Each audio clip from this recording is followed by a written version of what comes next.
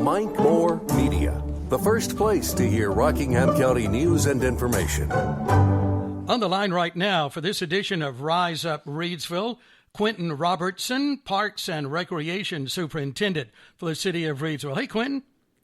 Hey, how you doing today, Mike? I'm doing just great. Well, you're into the new job there. Everything's starting off in pretty good shape. Yes, everything's been moving smooth. We just continue to build on some projects and work on some projects, and got some exciting things happening soon. That's exactly right. Well, we're certainly glad to have you in charge of Parks and Rec. Tell us about your special guest today, Quentin. Okay, today we have Alex Allred. He's the Director of Baseball Operations for the Old State Collegiate Summer Baseball League that hopefully will be coming soon in 2021. Oh, this is exciting. Yeah. Alec, good to have you on the program. We've talked about this a little bit, but not with you. So please tell us about this, the league that's coming to Reidsville, and what this is all about. This is a lot of excitement, isn't it? Yeah, absolutely. I appreciate you guys having me on.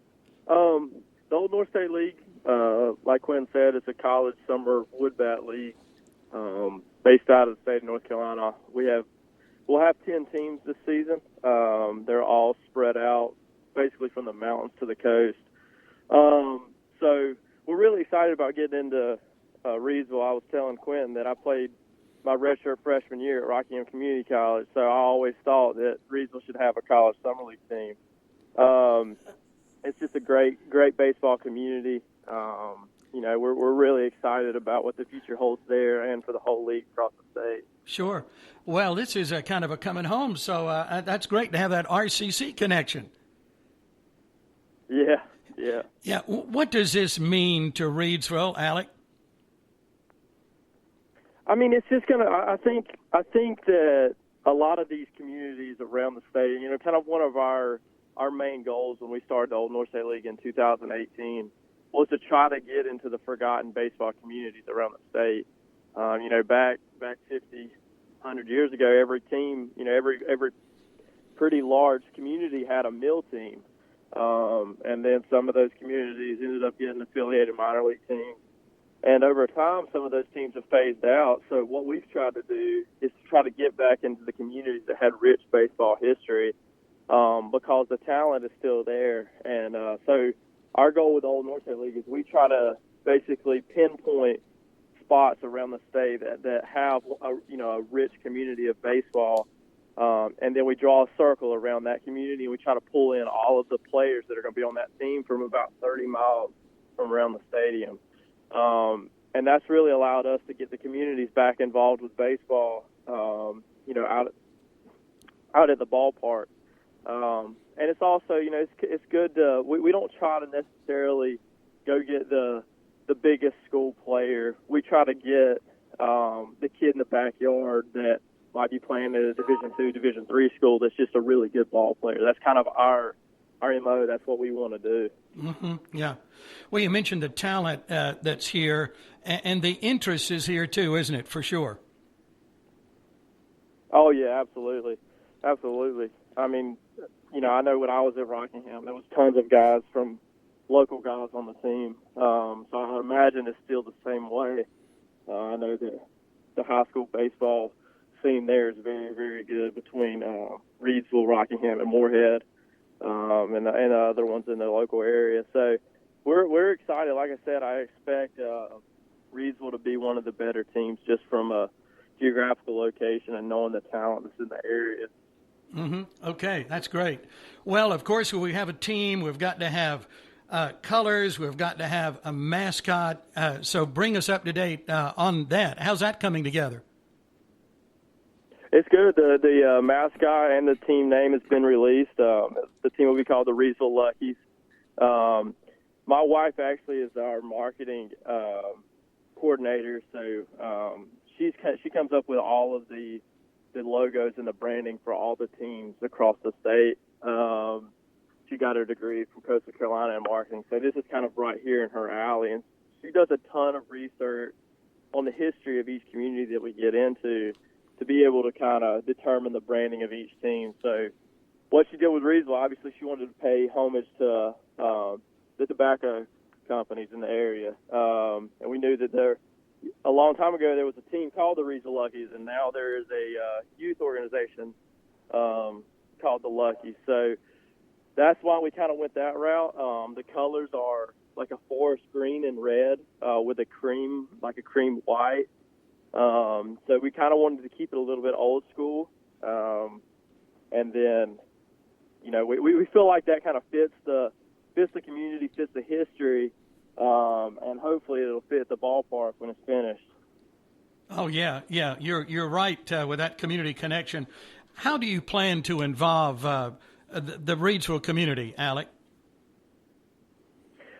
What we've done across the state is we try to get the young ball players involved. We want to bring baseball back in. We want the people in the smaller communities to see that playing in college baseball is absolutely possible. I know growing up, I was from a really small area, and there wasn't a ton of people that went on to play college baseball. So it was almost like a dream more than a reality. Mm-hmm. It felt like when I was younger. So what we try to do is we want to bring Little League teams in to run out on the field with our teams or to do camps, things like that, so the players, the college players, can interact one-on-one with the Little League players, so they can see that, they were in their shoes at one point too. They're just normal guys that just kept playing ball and kept getting better. And so that's what we try to do everywhere, and that's what we'll try to do in Reidsville as well. So really building on that history and another generation, so to speak. I received a really cool... Yeah, another generation. Yeah, I received a really cool email yesterday about sponsorship opportunities, and I was looking that over carefully because there are a lot of ways we can get involved, all of us. So tell us how that's working with your sponsorships. Yeah, so we're trying to partner with local businesses in the area to be able to provide more for the community. I mean, it comes down to it. The more support that we have in our operations, the more that we'll be able to do throughout the community and with this team. Obviously, funding is a very big thing for any college, summer league, or minor league baseball team. There's plenty of ways that you can reach out or you can support the team. And you can follow the Old North State League on Facebook or Twitter, or you can email us at oldnorthstateleague@gmail.com, and we can send over any and all opportunities for sponsorships and any other way that a business or a person in the community can get involved. Well, as I was looking this over last night, Alec, there are a lot of different levels, so they're really all price ranges here for looks like everyone. Yeah, we wanted to be able to give bigger corporations an opportunity to contribute a little bit bigger if they wanted to, and then also target small businesses with some of our other options. The Old North State League is a 501c6 nonprofit, so basically it's the same nonprofit as the NFL. In the sense that it's a sports league. So any and all advertisement will be considered a tax write-off as a donation, basically. Mm-hmm. Okay. All right. Well, this is great to get an update from you directly about the Reidsville Luckies and the old North State League and what's happening there in Reidsville. And I know we share in your excitement and a lot of momentum already. So when do where will you be playing? When did the season kick off and things like that we should know too, Alec?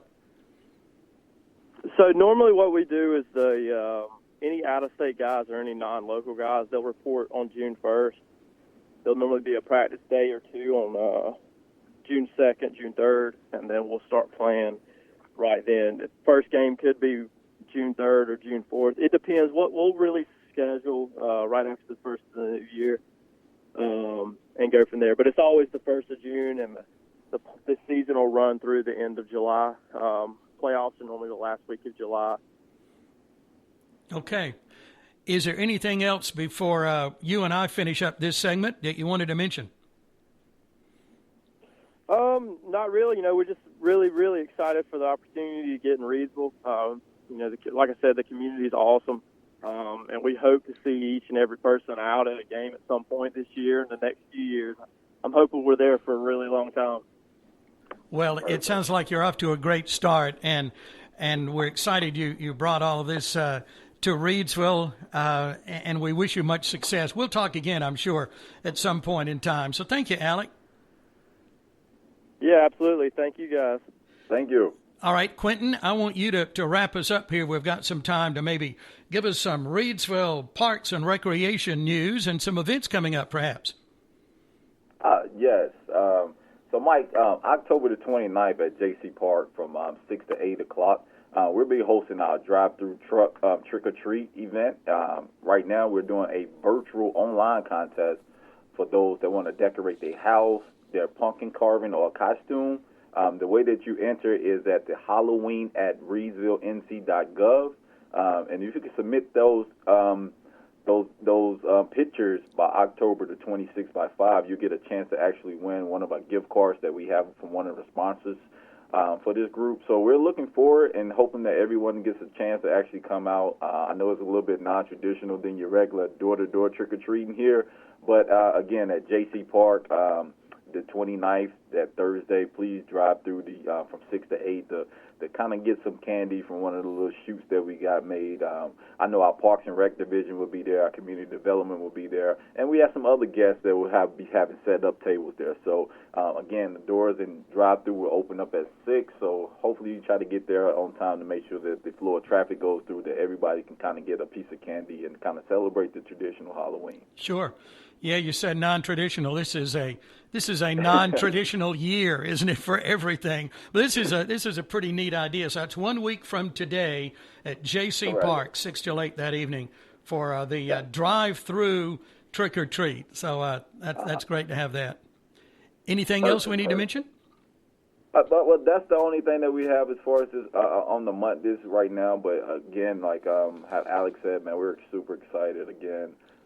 Just to bring the atmosphere of the baseball to the community, and looking forward to those summer evenings, summer nights where the lights are bright, you can smell the grass, and someone's grilling hot dogs, and we can just sit back, watch a couple games here, man. So, we're looking forward to constantly push that forward, man, and continue to bring great atmosphere and great entertainment to the city of Reidsville.